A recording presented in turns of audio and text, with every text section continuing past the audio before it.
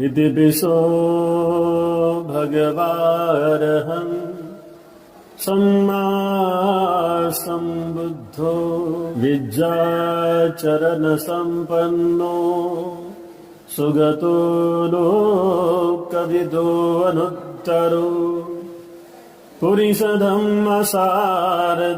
सत्था देवमनुष्यानं बुद्धो भगवाति पश्चित्तकतं बिम्बम् अरूपकायं समोसितं अदूरं बहु संकपम् ईशनत्थे ध्रुवं चित्ती।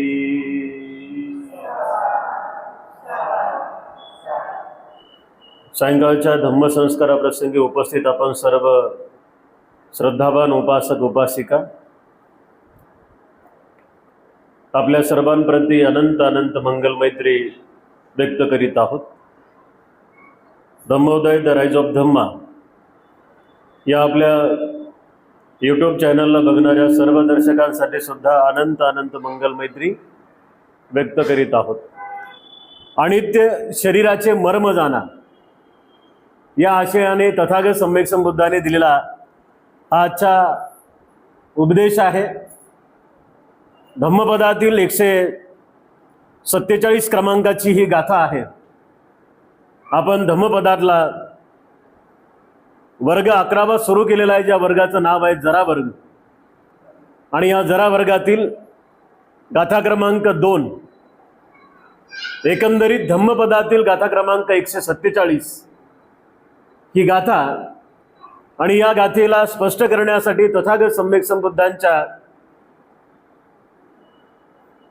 सहवासामधील असणारे डॉक्टर जीवक, वैद्य जीवक यांच्या बहिणीच्या संदर्भामध्ये आलेली ही धम्मकथा आहे। राजगृह येथे श्रीमा नावाची एक अत्यंत सुंदर लावण्यवती नगरवधू होती। ती अत्यंत देखणी होती, है ना। राजगृहाला आपण सारेच जण जाऊन आलेले आहोत कधी ना कधीतरी। तर त्या राजगृहाची राजा बिंबिसाराच्या काळामध्ये असलेली ही नर्तकी आहे। भगवंताचे समकालीन राजा बिंबिसार आहेत। भगवंताचे समकालीन राजा प्रसेनजित आहेत। भगवंताचे समकालीन अनाथपिंडक आहेत। भगवंताचे समकालीन आम्रपाली, सुजाता, निगारमाता, विशाखा। भगवंताचे समकालीन डॉक्टर जीवक आहेत, वैद्य जीवक आहेत। जेव्हा ही श्रीमा नावाची राजगृहामध्ये अत्यंत सुंदर लावण्यवती अशी नगरवधू होती, तिच्या अंगी सुद्धा एक गुण होता। तिच्या अंगी असलेला एक गुण अतिशय महत्वाचा आहे। ती रोज आपल्या हाताने बनवलेलं सुंदर भोजन 8 भिक्षूंना द्यायची। नगरवधू होती, पण तरीही रोज आपल्या हातानं बनवलेलं सुंदर चविष्ट 8 भिक्खूंचं भोजन ती सदोनित नित्य नेमानं 8 भिक्खूंना भोजन देत असे।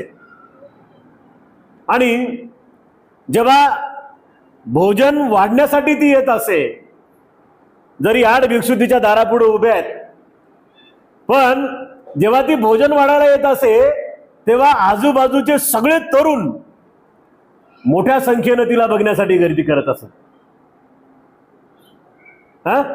मोठ्या संख्येने बघण्यासाठी तिला गर्दी करत असत, आणि राजगृहातील सारेच्या सारे युवक तिच्याशीच लग्न करायचंय अशा विचारामध्ये सदोनित राहायचे। आणि बऱ्याच तरुणामुळे मध्ये तिच्यामुळे भांडणं झालेली आहे। एकदा ती खूप आजारी पडते, आणि आजारी पडल्यानंतर दुसऱ्या दिवशी ते 8 भिक्षू नित्य नियमानं तिच्या घरी जाऊन भोजन मागणारे 8 भिक्खू, भिक्षान्न मागणारे 8 भिक्षू तिच्या दारापुढे उभं राहतात. जेव्हा भिक्खू आले हे तिला समजते, तिला उठता येत नाही एवढी ती आजारी असते, पण तरीही त्या आजारपणात ती बेडवरून तशीच उठते आणि भोजन वाढण्यासाठी भिक्खूच्या समोर उभी राहते. आजूबाजूचे सारे लोक पाहतात, अरे ही श्रीमा, ही जेव्हा नटून थटून बाहेर येते तेव्हा सुद्धा ती तेवढीच सुंदर दिसते. आज 8 दिवसापासून ती आजारी आहे आणि 8व्या दिवशी तिला उठता येत नाही, बसता येत नाही, नीटस तिला सहाऱ्याशिवाय उभं सुद्धा राहता येत नाही, पण अशाही अवस्थेत ती किती लावण्यवती, किती सुंदर आहे असे सारे लोक म्हणतात. आणि असे सारे लोक, तिथले युवक सारे लोक तसं बोलतात आणि बोलल्यानंतर तिच्या नित्यनियमाचं भोजन वाढून सगळे भिक्खू जिकडे तिकडे निघून जातात, सगळे लोक जिकडे तिकडे निघून जातात आणि ती आपल्या घरामध्ये जाते. त्याच आजारपणामध्ये काही दिवसात तिचा मृत्यू होतो. राजा बिंबिसार भगवान बुद्धांकडे गेला.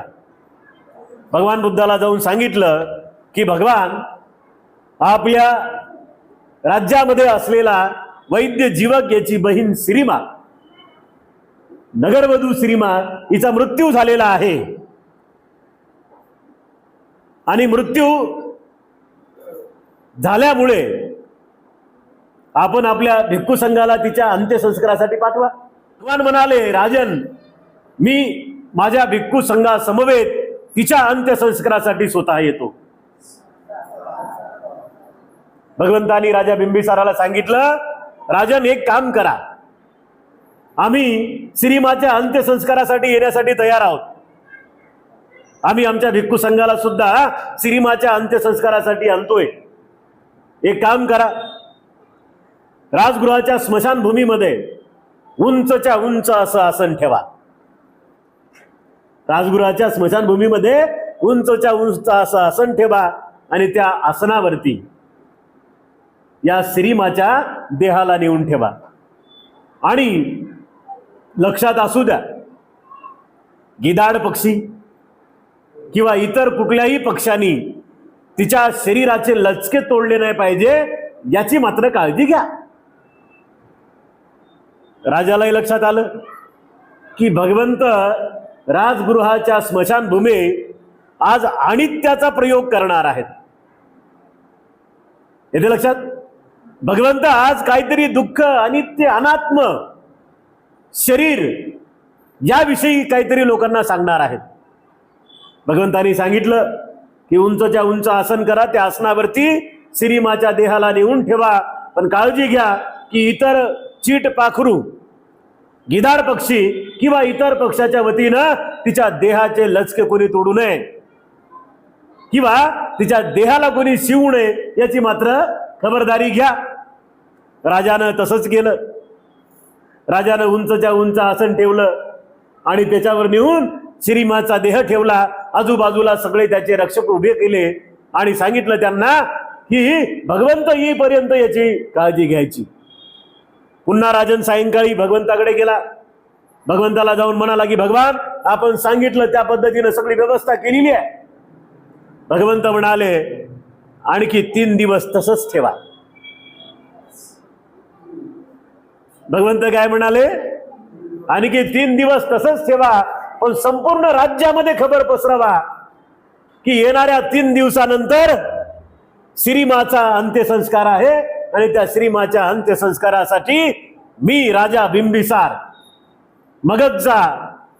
मगध श्रेणीय राजा बिंबिसार आपल्या सर्वांना आव्हान करतोय की आमची नगरवधू, आमच्या राज्याची नगरवधू श्रीमा ही आम्हाला सोडून गेलेली आहे. आपण सर्व राजे महाराजांनी, राजपुत्रांनी 3 दिवसानंतर राजगृहाच्या स्मशानभूमीमध्ये एकत्र व्हायचं आहे. 3रा दिवस आला. एका बाजूला राजगृहाचे सगळे लोक आहेत, त्याच्यामध्ये सगळे धनाढ्य लोक आहेत, ज्या लोकांनी एकेकाळी एकमेकांसोबत भांडणं केली होती राजगृहाच्या, श्रीमा मला पाहिजे, श्रीमा मला पाहिजे असं म्हणून, ते पण उभे आहेत. बाहेर राज्यातले सारे राजपुत्र राजे उभे आहेत. एका बाजूला की जे म्हणत होते की राजा बिंबिसार आम्ही तुमच्या सोबत युद्ध करू पण आम्हाला श्रीमा पाहिजे, ते पण आहेत. एका बाजूला राजा बिंबिसार भगवंत आणि भगवंताचा भिक्खू संघ आहे, आणि एका बाजूला तिला चोरून चोरून पाहणारे सगळे युवक. भिक्षांना देण्यासाठी जेव्हा तिच्या गल्लीमध्ये येऊन ते सगळे तरुण असे गर्दीच्या गर्दी करायचे, ते सुद्धा एका बाजूला उभे आहेत. तिसरा दिवस उजाडला आणि शेवाच्या सर्व बाजूनं आजूबाजूनं गर्दीच गर्दी आहे. भगवान म्हणाले इथे अनित्याचा प्रयोग हा सिद्धांत भगवान बुद्धाचा आपल्याला लक्षात येतो. प्रयोगाशिवाय माणसाला काही गोष्टी लक्षात येत नाहीत. आणि भगवंत हे जाणकार असल्यामुळे त्यांना माहिती आहे की माझा धम्म लोकांना कसा पटवून द्यायचा आहे. भगवंताला माहिती आहे की लोकांच्या चित्तामध्ये स्वतःच्या शरीराबद्दल जागृती कशी निर्माण करून द्यायची आहे, किंवा जे जे लोक आसक्तीमध्ये अडकलेले आहेत त्या साऱ्या लोकांना आसक्तीतून बाहेर कसं काढायचं हे भगवंताला उत्तम पद्धतीनं माहिती आहे. कारण भगवंताची धम्म शिकवण्याची ती योग्य अशी कला आहे. भगवंतानी साऱ्यांना बोलून घेतलं आणि राजा बिंबिसाराला भगवंतानी सांगितलं की राजन, की या सरणावरती जी देह ठेवलेला आहे हा देह कोणाचा आहे. भगवंतानी प्रश्न केला. भगवंताला सगळ्याच गोष्टी माहित आहेत है ना. आता 3 दिवसानंतर जे नवीन लोक होते त्यांना ते शरीर पाहिल्यानंतर ते श्रीमाताचाही लक्षात येत नव्हतं, आहे का नाही. आपण आपल्या घरात आपल्या आतापर्यंत जे काही म्हातारे लोक गेले किंवा जे काही आपले मृत्यू झालेले लोक आहेत यांना आपण किती वेळ ठेवतो? 12 घंटे ले झाले. 12 घंट्यानंतर बॉडी मधून वास निघायला सुरुवात होऊन जाते, दुर्गंधी निघते, आहे का नाही. आणि त्यातल्या त्यात आजारपणाने जर ती व्यक्ती गेली असेल तर जास्तीत जास्त 6 तास.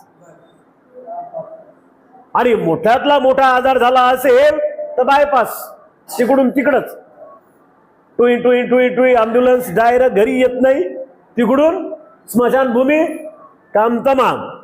आणि त्यातल्या त्यात जर करोना आला तर मग तो घरचेही नसतात, तेच जाळणारे, तेच पुरणारे आणि तेच जलदान विधी करणारे, आहे का नाही. अशी अवस्था आहे माणसाच्या शरीराची, माणसाच्या देहाची. 3 दिवस तिचा तो देह तसाच राहिला.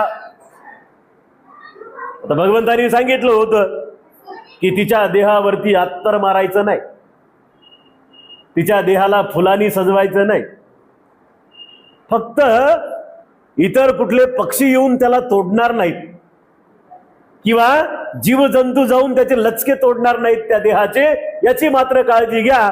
बाकीच्या कुठल्याच गोष्टी त्या देहावर टाकू नका. 3 दिवसानंतर तो देह सडला. ते सगळा देह असा फुगला.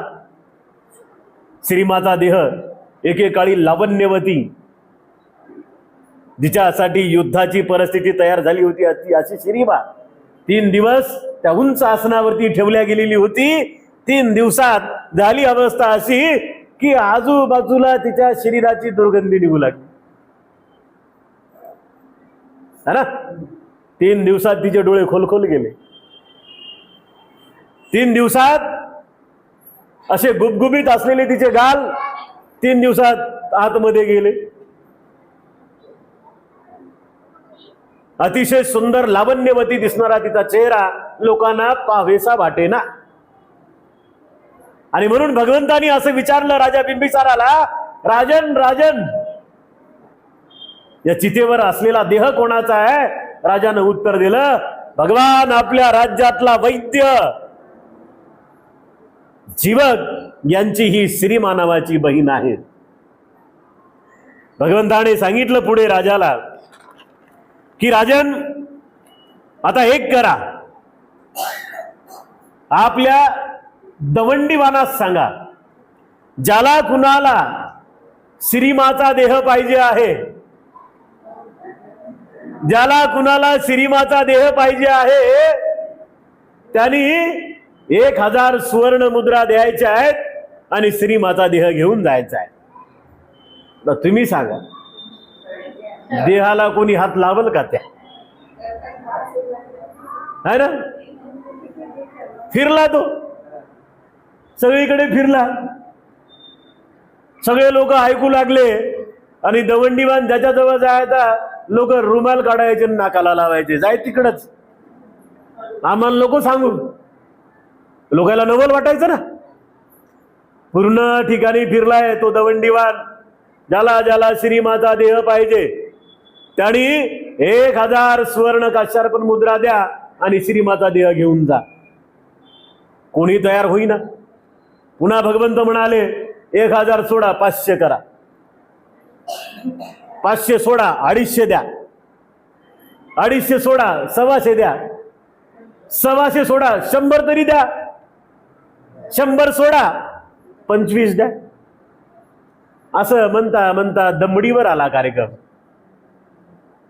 एक दमडी द्या आणि श्रीमाचा देह घेऊन जा. दमडीवर सुद्धा कोणी तयार होईना. पुन्हा दवंडीवान राजाजवळ भगवंताजवळ आला. भगवंत त्याला म्हणाले की आता शेवटचं एक काम आहे तुझं, एक शेवटची दवंडी अशी दे, ज्याला श्रीमाचा देह पाहिजे त्यानं फुकट घेऊन जा. सगळीकडे तिथल्या, आता किती लोक असतील तिथं, त्याचा काही विचार आहे नाही. सगळीकडे फिरला तो. भगवंताचा अनित्यवादाचा बोध करून देण्याची कला. अनित्याचा प्रयोग कुठे रंगला तर अनित्याचा प्रयोग रंगला राजगृहाच्या स्मशान भूमीत. उदाहरण आहे श्रीमाच्या चित्तेचं. दवंडीवान जिकडे तिकडे फिरला, अहो ज्याला श्रीमा पाहिजे त्यानं फुकट घेऊन जा. आता दमडी देऊ नका, कोणी तयार होईना. पुन्हा आला. भगवंत म्हणले आणखी एकदा शेवट जाय आणि असं म्हण की ज्याला श्रीमा पाहिजे त्यांनी घेऊन जावं श्रीमाला. राजा तुम्हाला 1000 सुवर्ण काश्यार्पण मुद्रा देईल. पहिले द्यायच्या होत्या मग देह घ्यायचा होता.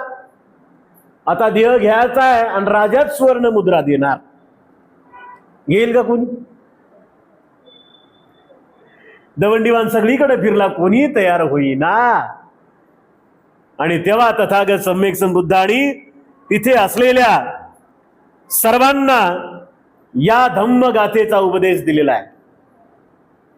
एकेकाळी जिच्यासाठी अख्खी राजगृह नगरी पागल झाली होती, बेभान झाली होती आणि जे ते तिच्या सोबत लग्न करायला तयार होते. तिला पटराणी बनवून ठेवण्याचा काही राजपुत्रांचा मानस होता. तरुण तिच्यासाठी पागल झाले होते. आड भिक्खूंना भिक्षांना वाढण्यासाठी आल्यानंतर तिच्या गल्लीमध्ये लांब रांग उभी राहायची. तिची एक झलक पाहण्यासाठी तिथील तरुण बेभान होऊन जायचा. आणि आज अशी अवस्था झाली होती की तिच्या देहाजवळ सुद्धा कोणी उभं राहीना. तिच्या देहाजवळ सुद्धा कोणी उभे राहीना. भगवंतांनी सांगितलं एक वेळ अशी होती की श्रीमाच्या देहासाठी लोक युद्ध करण्यास तयार होते. पण एक वेळ आता अशी आहे, आता एकही जण श्रीमाच्या देहाजवळ उभा राहत नाहीये. कारण पूर्वी जी श्रीमा होती ती आज आहे का? आणि म्हणून या निर्जीव देहाजवळ कोणीही येण्यासाठी तयार नव्हतं. फुकट तर सोडा, पण राजा सुद्धा सुवर्ण मुद्रा देतो 1000 काश्यार्पण, तरी तिचा देह कोणी घेऊन जात नव्हतं. शरीराला जाणून घेण्यासाठी भगवंतानी ही गाथा बोललेली आहे. भगवंताचा उपदेश देण्याची जी काही पद्धत आहे ती पद्धत इथे आपल्याला समजते. बुद्ध शरीराला इथे काय सांगतायत? तुमचं आमचं शरीर काय रंगवलेलं आहे, निसर्गाची किमया आहे. तुमचं आमचं शरीर कसं आहे? रंगवलेलं आहे. आणि याचा पेंटर कोण आहे? याचा पेंटर आहे निसर्ग. शरीर वर्णानी, हाडानी, मासानी जोडलेले आहे. वरवरचं दिसणार हे सगळं, लेयर बाय लेयर जेव्हा आपण आतमध्ये जातो, ही एक मांसाची लेयर आहे ना. ऑपरेशन करताना बघा कोणाला, एक चिरा मारला म्हणजे डायरेक्ट हाडापर्यंत जात नाही, थरावर थर जोडलेले आहेत. आणि ते थर जेव्हा खाली खाली खाली खाली खाली खाली खाली खाली जातात, तर तेव्हा आपल्या असं लक्षात येतं की हे शरीर मध्ये फक्त एक हाडांचा सांगाडा आहे, बाकी दुसरं काहीच नाही. त्या रंगवलेल्या शरीरावरती आसक्त होण्यापेक्षा आपण या रंगवलेल्या शरीराला समजून घेण्याचा प्रयत्न केला पाहिजे. भगवंतानी सांगितलं की शरीर म्हणजे दुसरं तिसरं काही नसून फक्त आणि फक्त हाडांचा पिंजरा आहे, आणि भगवंतानी तो अनुभव स्वतः घेतलेला आहे. ठिकाण आहे राजगृहच, है ना. भगवंतानी स्वतः हे जाणलं ना. कसं जाणलं? डुंगेश्वरीच्या त्या पर्वतामध्ये 6 वर्ष तपश्चर्या करताना भगवंताची अवस्था सुद्धा या श्रीमासारखीच झालेली आहे. शरीर असं एक मृगजाळ आहे, आणि म्हणून शरीरावरती आसक्त होऊ नये. शरीराला डोळे बंद करून पाहिलं पाहिजे. त्याला म्हणतात कायानुसती, पुढे त्यालाच म्हणतात कायानुगता सती. कायानुसती म्हणजे काय? फक्त शरीराला वरवरचं पाहणे, डोक्याचे केस, हातापायाचे नख, वरची चामडी, दात, हाड, किंवा ज्या काही संवेदना होतात त्या पाहणे, जाणणे. कायानुगता सती. शरीरामध्ये सेकंदा सेकंदाला काय परिवर्तन होत आहे हे बघणे. एका एका सेकंदाचं, एका एका मिनिटाचं सोडा, एका एका वर्षाचं सुद्धा गणित आपल्याला बांधता येत नाही. पण आज तुम्ही आहात, 30 वर्ष अगोदर अशाच होत्या का? आज आम्ही आहोत, 30 वर्ष अगोदर आम्ही असंच होतो का? नाही. 30 वर्ष अगोदर आम्ही वेगळे होतो, 30 वर्षानंतर आम्ही वेगळे आहोत, आणि येणाऱ्या 30 वर्षानंतर आम्ही फारच वेगळे आहोत. मग हा एकदाच बदल झाला का? हा एकदाच बदल झाला का? नाही. भगवंत सुद्धा त्या श्रीमाच्या देहाला समजावून सांगताना म्हणतात की ज्या दिवशी हिने आयु संस्कार सोडला, म्हणजे मरण पावली, ज्या दिवशी हिचा मृत्यू झाला, आणि मृत्यू झाल्या त्या दिवशी जर आपण हिचा अग्निसंस्कार केला असता, तर हिच्या देहावरती झालेलं बदल इतर लोकांना तो समजला असता का?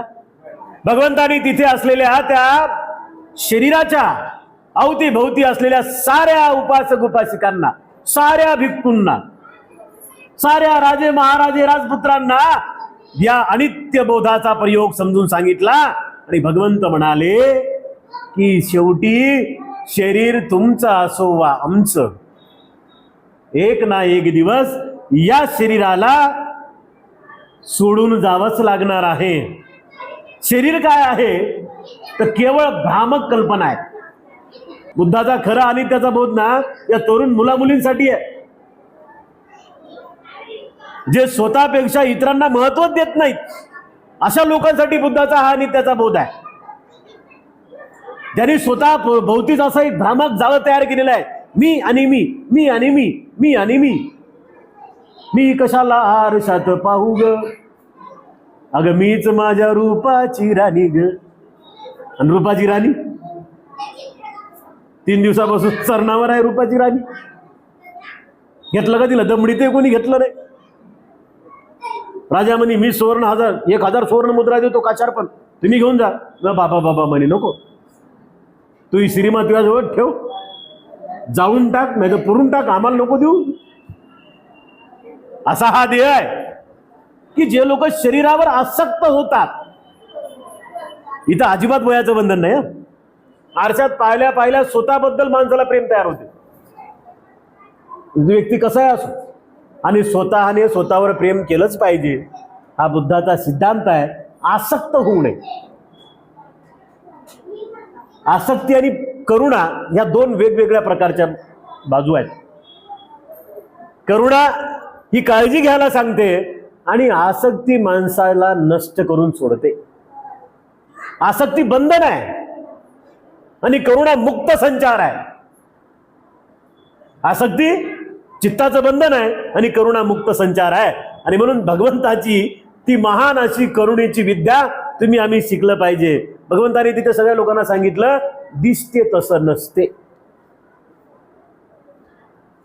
दिसते तसं नसते म्हणून जग फसते.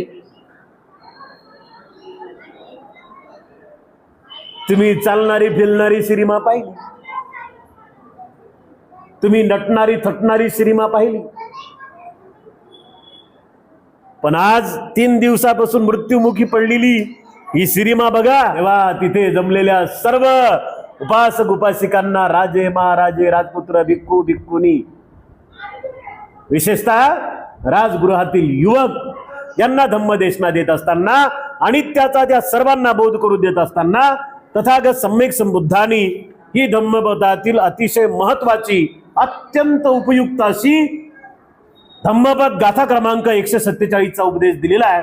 भगवंत म्हणतात, पश्चित ततं बिंबं अरुकायं समोसितं अतुरं बहसंकप्पं yes नथिं धुवं चिते.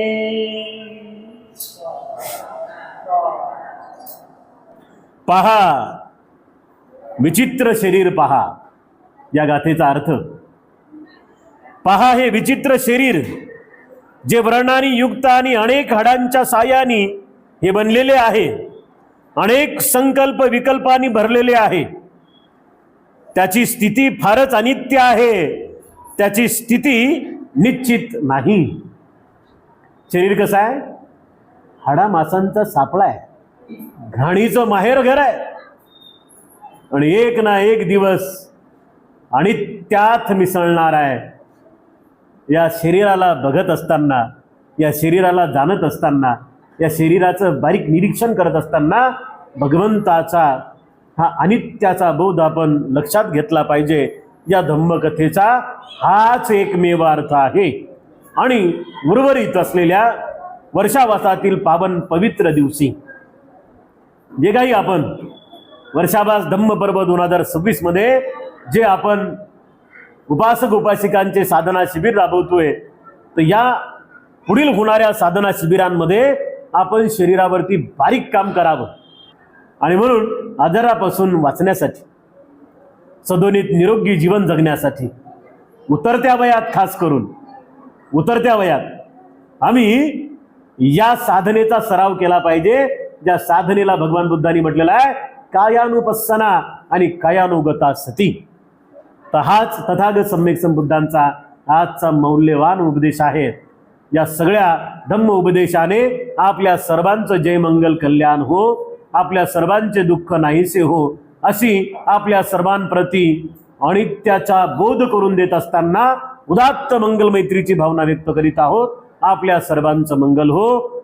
Dhammodaya the rise of धम्मा या आपल्या YouTube चॅनलला बघणाऱ्या सर्व दर्शकांसाठी सुद्धा अनंत अनंत मंगल मैत्री व्यक्त करतो. आपल्या सर्वांचं सुद्धा मंगल हो, आपल्या सर्वांचं सुद्धा कल्याण हो, अशी मंगल मैत्रीची भावना व्यक्त करून आजचा धम्म संस्कार इथे संपन्न करतो.